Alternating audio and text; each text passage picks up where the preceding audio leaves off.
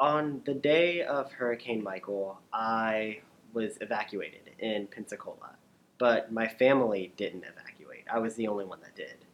So whenever the there was the blackout for Bay County in the middle of the day, and I couldn't get in contact with anybody. I couldn't get a hold of my mom for days.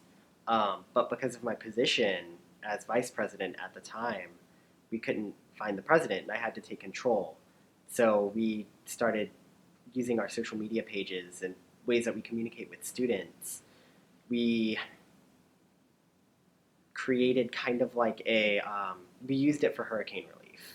And that was really difficult to do while I didn't know where my family was. And how was when you got, how long was it before you came back, and what did your house or your home look like when you got back? About 2 weeks, 3 weeks after the storm, I was finally able to come back.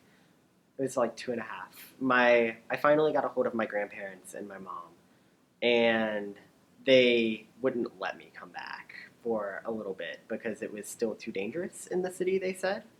Especially because at the time I was living in kind of like 15th Street area, and so they wouldn't allow me to come back until a good 2.5 weeks later. Immediately after we got back, we started going house to house to try and see what different people in the community might need in partnership with the school.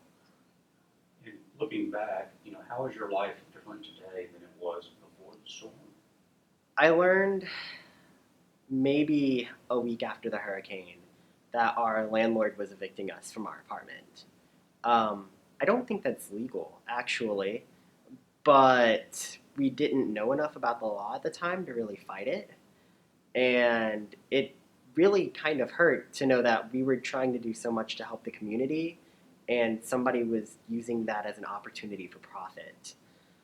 Um, right now, though, I think it worked out for the best. I have a new apartment. It's out on the beach with a couple of pretty good friends.